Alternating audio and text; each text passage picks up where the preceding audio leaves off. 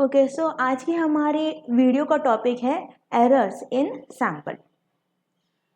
तो जस्ट मान लीजिए कि आप कोई स्टैटिस्टिकल एनालिसिस कर रहे हो, तो वो हम कैसे करेंगे? कुछ लोगों का सैंपल सेलेक्ट करेंगे, फिर उनसे हम डेटा कलेक्ट करेंगे और जो डेटा कलेक्ट करेंगे उसका हम एनालिसिस करके जो रिजल्ट मिलेगा, जो स्टैटिस्टिकल रिजल्ट मिलेगा, उसे हम फिर अप्लाई करेंगे पूरी पॉपुलेशन पर। ठीक, तो सारी पॉपुलेशन को स्टडी करने के लिए क्या करना होगा? हमको कुछ सैंपल को सेलेक्ट करना होगा। ठीक है, हम सैंपल बोलते हैं। तो उस सैंपल को बेसिकली हम स्टडी करके उसके जो रिजल्ट है उसको हम पूरी पॉपुलेशन पर अप्लाई करेंगे। बट क्या होगा जब हम समझे कि पॉपुलेशन को स्टडी कर रहे हैं? ठीक है, अगर हम पूरी की पूरी पॉपुलेशन को स्टडी करेंगे तो हमको जो रिजल्ट मिलेगा उसको हम बोलते हैं ट्रू वैल्यू। लेकिन हम पॉपुलेशन को स्टडी नहीं कर पाते क्योंकि वो बहुत ही मुश्किल काम है, तो हम सैंपल को सेलेक्ट करते हैं और सैंपल की जो स्टडी है वो करते हैं। तो सैंपल की स्टडी करके जो रिजल्ट मिलेगा उसे हम बोलते हैं ऑब्जर्व्ड वैल्यू। ठीक है, पॉपुलेशन का जो रिसर्च करेंगे, जो एक्चुअल जो रिजल्ट है बिना जीरो एरर वाला, उसे हम बोलते हैं ट्रू वैल्यू। और सैंपलिंग करने के बाद जो रिजल्ट मिलेगा उसे हम बोलते हैं कि ऑब्जर्व्ड वैल्यू। तो अगर कोई इन्वेस्टिगेटर चाहे जितनी मेहनत कर ले, चाहे कुछ भी कर ले, लेकिन true value is equals to observed value, ये रीडिंग कभी भी नहीं मिलेगी। हाँ, ऑब्जर्व्ड वैल्यू ट्रू वैल्यू से बहुत नज़दीक होगी, लेकिन exact figure true value is equals to और exactly equals to observed value कभी नहीं होगा। It will be near to equal to, but कभी भी एग्जैक्ट वैल्यू नहीं मिलती। ठीक है, तो उन एरर को बोलते हैं एरर्स इन सैम्पलिंग। तो आज हम इस वीडियो में उन सारे एरर्स को समझने की कोशिश करते हैं और उन एरर्स को कैसे कम करें वो भी जानने की कोशिश करेंगे। तो एरर्स इन सैम्पलिंग, आप चाहे तो इसका स्क्रीनशॉट ले सकते हैं नोट्स का। एरर्स इन सैंपल क्यों होता है? क्योंकि हम पॉपुलेशन को नहीं बल्कि सैंपल का डेटा कलेक्ट करते हैं। हम कितनी ही मेहनत कर ले कि एक अच्छा रिप्रेजेंटेटिव सैंपल बने, बट फिर भी कुछ ना कुछ कमी रह ही जाती है, जिसके वजह से ट्रू वैल्यू कभी भी इक्वल्स टू ऑब्जर्व्ड वैल्यू नहीं हो पाती। ये हम इस इमेज से ठीक तरीके से जान सकेंगे। ठीक है, अगर समझे कि रिसर्चर पूरी पॉपुलेशन का रिसर्च करता है, डेटा कलेक्ट करेगा, तो ऐसे में एरर्स जीरो होंगे और इस प्रोसीजर को हम बोलते हैं सेंसस। ठीक है, सेंसस क्या होता है? सेंसस मतलब रिसर्च जो सारी पॉपुलेशन में होती है, तो उसे हम सेंसस बोलते हैं। लेकिन सेंसस करना बहुत ही मुश्किल काम है, इसीलिए पॉपुलेशन के बजाय हम उस पॉपुलेशन के कुछ लोग यानी कि सैंपल पर रिसर्च करते हैं। अब इन दोनों इमेज में आप पॉपुलेशन देख सकते हैं, राइट? तो जो इमेज 1 है, मान लीजिए वो हमारा एग्जाम्पल नंबर 1 है, तो इस एग्जाम्पल में हमने इतनी सी सैंपल को सेलेक्ट किया, पॉपुलेशन के इतनी सैंपल को सेलेक्ट किया। और जो सेकेंड इमेज है, मान लीजिए वो है हमारा एग्जाम्पल नंबर 2, यहाँ पर हमने थोड़ी सी ज़्यादा सैंपल सेलेक्ट किए हैं। ठीक है, तो फर्स्ट इमेज में सैंपल साइज छोटी है और सेकंड इमेज में सैंपल साइज बड़ी है। तो सैंपल साइज का क्या इफेक्ट होगा सैंपलिंग एरर में? तो होता यह है कि अगर सैंपल साइज छोटी है तो एरर होने के चांसेस ज़्यादा होंगे, और अगर सैंपल साइज बड़ी है तो उसमें एरर होने के चांसेस काफ़ी रिड्यूस हो जाएंगे। If sample size is small, then errors in sample will be more, and if sample size is bigger, then errors in sampling will be minimized. तो एक एग्जाम्पल के लिए मान लीजिए कि हमारी पॉपुलेशन है 10,000 लोगों की, और उस 10,000 पॉपुलेशन में से हमने सिर्फ 500 लोगों को सेलेक्ट किया है सैम्पलिंग के लिए, मतलब सैम्पल साइज बहुत छोटी है। तो सबसे मेन चीज़ तो ये है कि इतनी छोटी सैंपल, क्या ये इतनी छोटी सैंपल पॉपुलेशन को ठीक से रिप्रेजेंट कर पाएगी? नहीं। और जो ये 500 लोगों का जो ओपिनियन है, उसे हम नहीं बोल सकते कि 9,500 लोगों का भी वही ओपिनियन होगा। तो बेसिकली सैंपल की स्टैटिस्टिकल जो रिजल्ट मिलेगी वो हम पूरी पॉपुलेशन को अप्लाई नहीं कर सकते, क्योंकि हमारी सैंपल साइज बहुत छोटी है। इसके बजाय अगर इमेज नंबर 2 वाली सिचुएशन हो गई, मतलब मान लीजिए कि फिर से हमारी पॉपुलेशन है 10,000 की, और उन 10,000 की पॉपुलेशन में से हमने 8,000 लोगों को सैंपल के तौर पर सेलेक्ट किया, तो यहाँ पर हमारा सैंपल साइज काफ़ी बड़ा है। हम ये नहीं बोल सकते कि जो बचे हुए 2000 लोग हैं जो सैंपल वाले मतलब सैंपल में इंक्लूडेड नहीं है, उनका ओपिनियन और हमारे 8000 सैंपल वाले लोगों का opinion exactly same to same होगा। लेकिन हम ये बोल सकते हैं कि क्योंकि हमारी सैंपल साइज बहुत बड़ी है तो इसीलिए एरर्स होने के चांसेस काफ़ी रेड्यूस होंगे। ठीक है, तो एक अच्छा सैम्पलिंग कौन सा होगा जिसमें सैंपल साइज बड़ा हो, तो वो एक अच्छा सैंपल हो सकता है। नेक्स्ट, एरर्स इन सैम्पलिंग और एरर्स इन सैम्पल दो तरह के होते हैं। पहला है सैम्पलिंग एरर और दूसरा है नॉन सैम्पलिंग एरर। अब सैम्पलिंग एरर और नॉन सैम्पलिंग एरर इनके बीच में क्या डिफरेंस होगा, तो पहले हम सैम्पलिंग एरर के बारे में थोड़ा बहुत जानने की कोशिश करते हैं। तो अब देखिए कि अब पूरी पॉपुलेशन को अगर कोई क्वेश्चन पूछे तो हमको एग्जैक्ट प्रोपोर्शन में आंसर कभी नहीं मिलेगा। जैसे कि आप नहीं बोल सकते हैं कि 50% इंडियन को मसाला डोसा पसंद है और 50% इंडियंस को इडली सांभर पसंद है। ये फिगर कभी भी एग्जैक्ट रेशियो 50% कभी नहीं मिलेगा। जैसे कि आप रैंडमली कोई 100 लोगों को पूछे तो आप क्या आपको ये आंसर मिलेगा कि 50 लोग बोलेंगे कि हमको मसाला डोसा पसंद है और 50 लोग बोलेंगे कि हमको इडली सांभर मिलेगा? नहीं, एग्जैक्ट वैल्यू या एग्जैक्ट फिगर आपको कभी भी नहीं मिलेगी। एरर्स होने के चांसेस है ही, तो ये होता है सैम्पलिंग एरर, क्योंकि कुछ ऐसे लोग होते कि उनको दोनों ही पसंद है, मेरे जैसे लोग। ठीक है, और एक एग्जांपल, सपोज कीजिए कि आप कर्नाटका यूनिवर्सिटी के स्टूडेंट्स का सर्वे कर रहे हो कि कितने परसेंटेज ऑफ स्टूडेंट्स पास होते हैं और कितने परसेंटेज ऑफ स्टूडेंट्स फेल होते हैं। तो ये जानने के लिए आप सारी पॉपुलेशन को ये क्वेश्चन नहीं करेंगे क्योंकि बहुत ज़्यादा समय और बहुत ज़्यादा पैसा खर्च होंगे। तो हम सैंपल से ये क्वेश्चन करेंगे और जो रिजल्ट आएगा उसे हम पॉपुलेशन पर अप्लाई करेंगे। लेकिन हमको एग्जैक्टली करेक्ट आंसर कभी नहीं मिलेगा, चाहे जितनी मेहनत करके एक अच्छा रिप्रेजेंटेटिव सैंपल बना लो, फिर भी ऑब्जर्व वैल्यू और ट्रू वैल्यू में कुछ ना कुछ थोड़ा ना थोड़ा फर्क रह ही जाएगा। तो ये होता है सैम्पलिंग एरर। जो भी रिजल्ट हमको सैंपल से मिलेगा वो हम अप्लाई करते हैं पॉपुलेशन में, लेकिन वो जो रिजल्ट है वो एग्जैक्टली इक्वल टू नहीं होगा। नेक्स्ट हम बात करते हैं नॉन सैम्पलिंग एरर के बारे में। तो इस एरर में सैंपल सिलेक्शन में कोई एरर नहीं होगा। ये आप बोल सकते हैं कि ये एक ह्यूमन एरर की वजह से होता है। लाइक फॉर एग्जांपल, क्वेश्चन अगर ठीक से पूछा नहीं जाए या फिर सैंपल को क्वेश्चन ठीक से समझ में नहीं आए तो जो एरर होता है उसे हम बोलेंगे नॉन सैम्पलिंग एरर। मतलब एक मिस इंटरप्रिटेशन, मिस कम्युनिकेशन का प्रॉब्लम होता है नॉन सैम्पलिंग एरर में। तो हम ये दोनों एरर्स को ठीक से समझने की कोशिश करते हैं। पहले हम स्टार्ट करेंगे सैम्पलिंग एरर में। तो सबसे पहले हम देखते हैं कि सैम्पलिंग एरर होने में मतलब क्या क्या मिस्टेक्स की वजह से सैम्पलिंग एरर होता है। तो सर सबसे पहला मिस्टेक है वो है साइज या एडिक्वेसी। मतलब जब हम कोई सैंपल सिलेक्शन कर रहे हैं किसी स्टडी के लिए तो जो सबसे इम्पोर्टेंट चीज़ जो होती है वो है सैंपल साइज। मान लीजिए कि आपकी पॉपुलेशन है 1 लाख लोगों की और उन 1 लाख की पॉपुलेशन में आपने सिर्फ 500 लोगों को सैंपल बना है, तो क्या ये सैंपल साइज करेक्ट होगा? क्या 500 लोगों की जो सैंपल है वो 1 लाख की पॉपुलेशन को ठीक तरीके से रिप्रेजेंट कर पाएगी? बिल्कुल भी नहीं। तो जो सबसे पहला रीज़न है सैम्पलिंग एरर का वो है wrong sample size selection.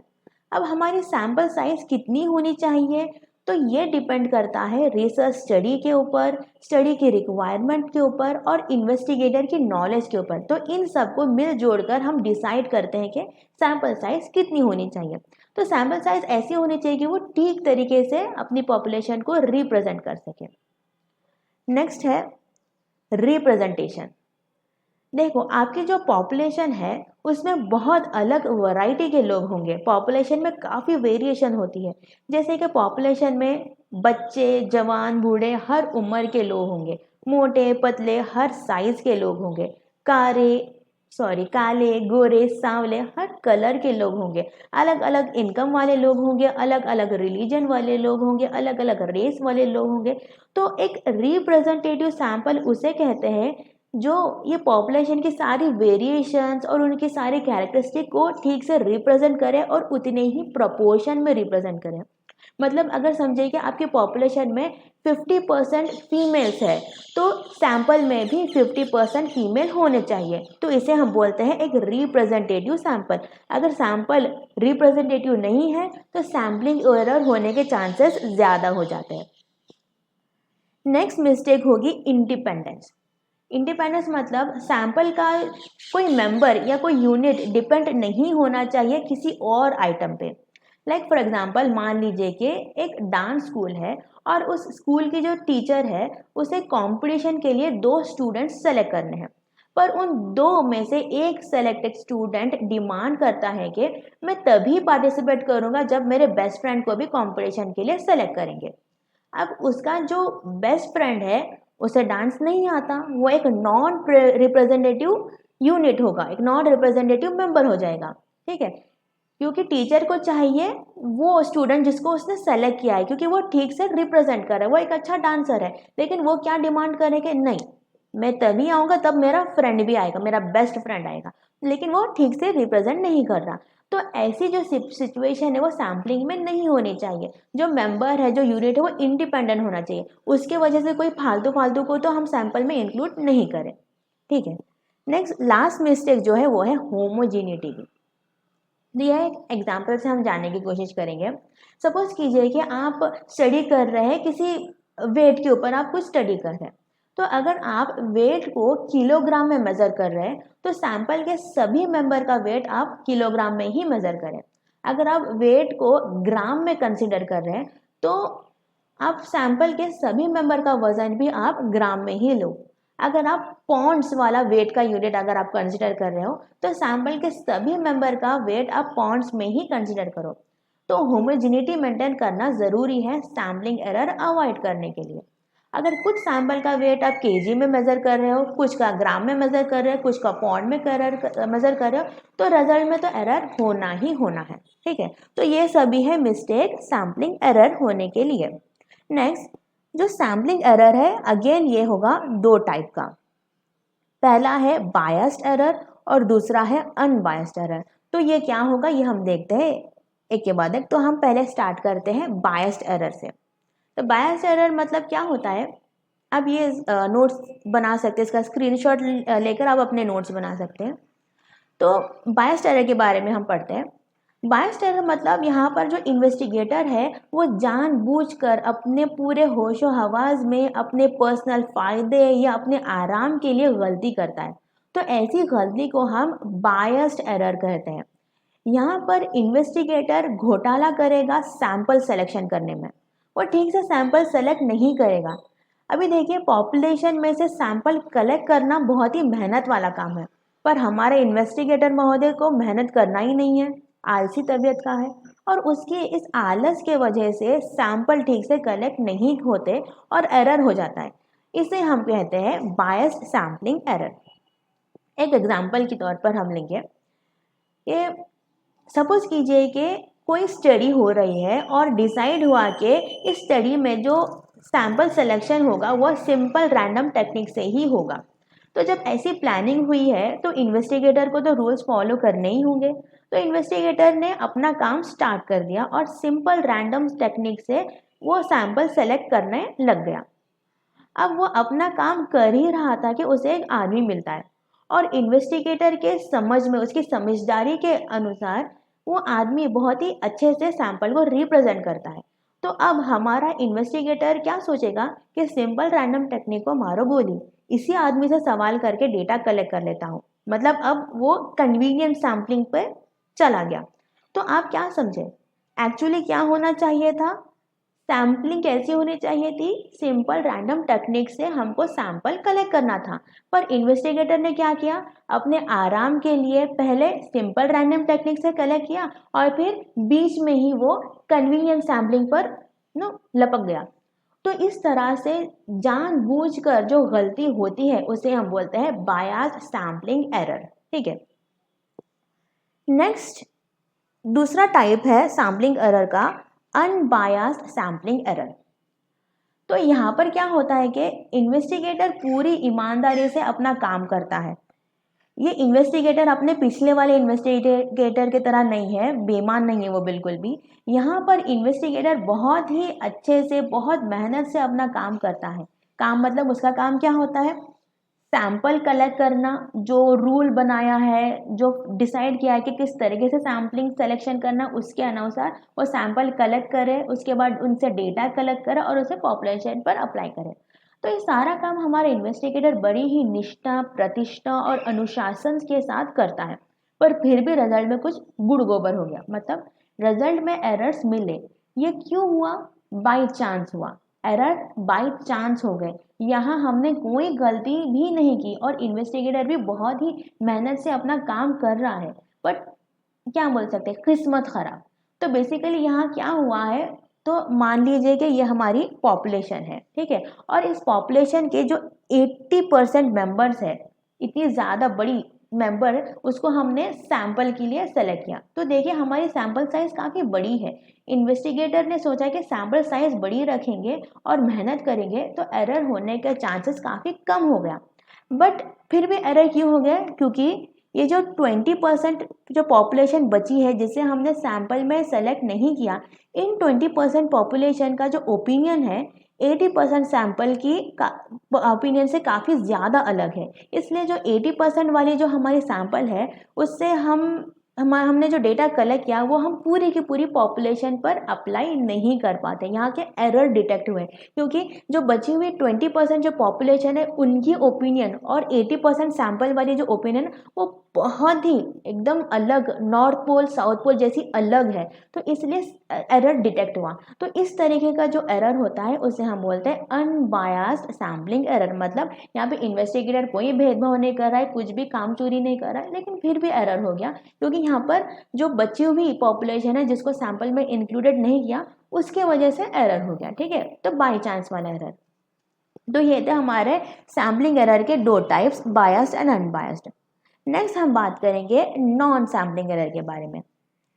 Now नाम से ही ये अपने आप को डिस्क्राइब कर रहा है। नॉन सैम्पलिंग एरर यानी कि यहाँ पर सैम्पलिंग या बोलिए सैंपल कलेक्ट करते वक्त कोई मिस्टेक नहीं हुई।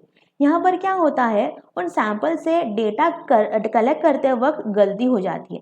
जैसे कि अगर इन्वेस्टिगेटर ठीक तरह से क्वेश्चन नहीं पूछ रहा या फिर सैंपल ठीक से क्वेश्चन नहीं समझ रहा, मतलब इन्वेस्टिगेटर कुछ बोल रहा है, सैंपल कुछ गलत समझ रहा है, या फिर सैंपल कुछ बोल रहा है और इन्वेस्टिगेटर कुछ गलत समझ रहा है, तो ऐसी गलतियां, ऐसा कुछ का कुछ जो हो जाता है ना, इसे हम बोलते हैं नॉन सैम्पलिंग एरर, ठीक है। कम्युनिकेशन प्रॉब्लम होती है। नाउ ये जो नॉन सैम्पलिंग एरर है इसके 3 टाइप्स होते हैं, रेस्पॉन्स एरर, रेस्पोंडेंट एरर और इंटरव्यूअर एरर।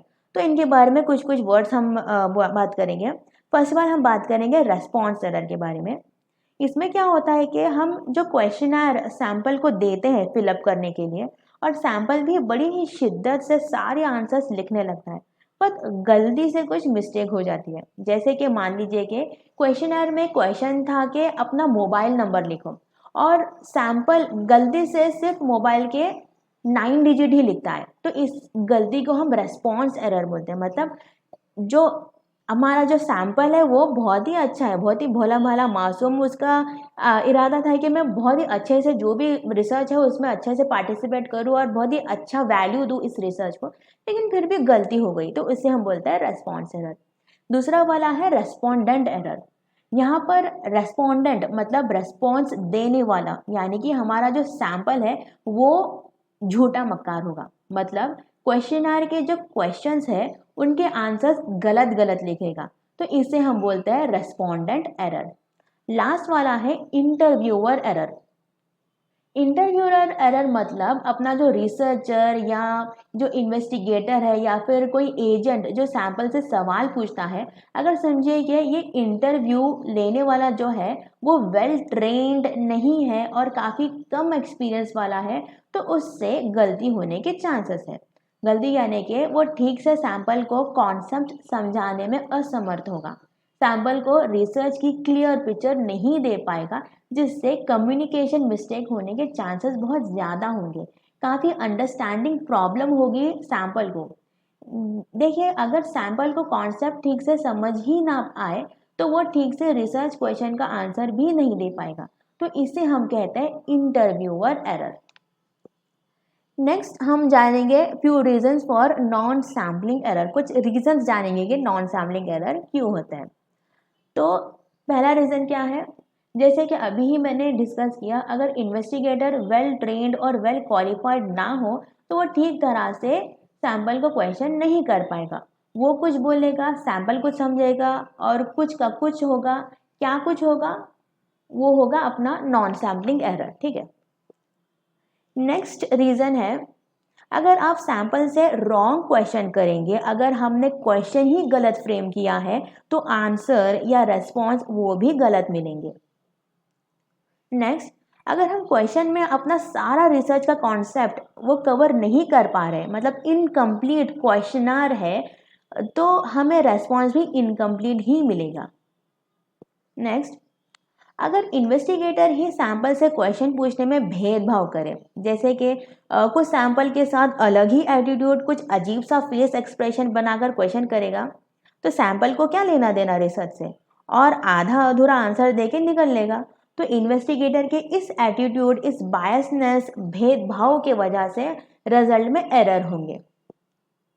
नेक्स्ट, अगर जो क्वेश्चनर में क्वेश्चंस बनाए गए हैं वो मानो ऐसी लैंग्वेज में है कि वो आम जनता के समझ ही ना आए, उनके सर के ऊपर से बाउंस होके निकल ले, अगर सैंपल को क्वेश्चन समझ ही नहीं आए तो वो ठीक से उस क्वेश्चन का रेस्पॉन्स भी नहीं दे पाएगा। तो इसके वजह से भी नॉन सैम्पलिंग एरर होते हैं। नेक्स्ट, सैंपल सेलेक्ट करने के लिए जो पॉपुलेशन की लिस्ट बनाई है, अगर वो पूरी की पूरी लिस्ट ही गलत है तो उनसे भी हमको नॉन सैम्पलिंग एरर होने के चांसेस है। नेक्स्ट, अगर क्वेश्चन पूछने का तरीका गलत हो और या फिर डेटा के कैलकुलेशन और उसकी प्रोसेसिंग में गलती हो तो भी नॉन सैम्पलिंग एरर होने के चांसेस है। लास्ट रीज़न, मेन प्रॉब्लम यह है कि सभी को सब कुछ याद नहीं रहता। मान लीजिए आपने सैंपल को क्वेश्चनर दिया फिलअप करने के लिए, पर वह सैंपल ठीक से याद नहीं कर पाता और जिसकी वजह से रिसर्च क्वेश्चन का आंसर ठीक तरीके से नहीं दे पाता, तो इससे भी नॉन सैम्पलिंग एरर होने के चांसेस होते हैं। ठीक है। नेक्स्ट, हम एक कंपैरिजन करते हैं सैम्पलिंग और नॉन सैम्पलिंग एरर के बीच में। First of all, sampling error, इसका मतलब क्या है? सैम्पलिंग एरर मतलब ऐसा एरर होता है जहां मतलब जब सैंपल ठीक से पॉपुलेशन को रिप्रेजेंट नहीं कर पाता, तो जो एरर होगा उसे हम बोलते हैं सैम्पलिंग एरर। और नॉन सैम्पलिंग एरर, इसका मीनिंग क्या है? मतलब सर्वे करने में जो गलतियां होती है, उस गलतियों की वजह से जो एरर होता है रिजल्ट में, उसे हम बोलते हैं non sampling error. Next, cause, किस वजह से सैम्पलिंग एरर होगा? सैंपल मीन और पॉपुलेशन मीन में अगर बहुत ज़्यादा फर्क होगा तो इस वजह से सैम्पलिंग एरर होगा। और नॉन सैम्पलिंग एरर, वो उसका कॉज क्या है, वो किस वजह से होगा? तो डेटा का एनालिसिस अगर ठीक तरीके से नहीं हो तो नॉन सैम्पलिंग एरर होने के चांसेस हैं। नेक्स्ट है अकरेंस, क्यों होगा सैम्पलिंग एरर? क्यों होगा? अगर सैंपल सिलेक्शन में अगर गलती होगी, ओके, सैंपल सेलेक्टर जो है अगर बहुत ही छोटा सैंपल सेलेक्ट करे तो इस वजह से सैम्पलिंग एरर होगा। वेराज नॉन सैम्पलिंग एरर ये क्यों होगा, उसकी वजह क्या है? तो सैंपल ही नहीं, अगर हम सेंसस भी कर लो तो भी ये नॉन सैम्पलिंग एरर होगा, क्योंकि यहाँ पर गलती हो रही है उनके प्रोसेसिंग में। ठीक है, उनके तरीके में गलती हो रही है। नेक्स्ट, सैम्पलिंग एरर में सैंपल साइज का क्या वेटेज है? तो सैम्पलिंग एरर में अगर समझे कि हमने सैंपल साइज को इंक्रीज कर दिया तो सैम्पलिंग एरर कम होने के चांसेस है। लेकिन नॉन सैम्पलिंग एरर में यहाँ पर सैंपल साइज का कुछ लेना देना नहीं है। सैंपल साइज कम कर लो, सैंपल साइज बढ़ा दो, पूरी की पूरी पॉपुलेशन पे रिसर्च कर लो, फिर भी नॉन सैम्पलिंग एरर होगा, क्योंकि यहाँ पर हमारा सर्वे करने का तरीका, क्वेश्चन पूछने का तरीका ही गलत है, तो इसके वजह से नॉन सैम्पलिंग एरर होगा। ठीक है, तो ये थी हमारी आज की हमारी आज की वीडियो एरर्स इन सैंपल में। ठीक है, आई होप आपको ये वीडियो समझ में आ गई। Thank you for watching.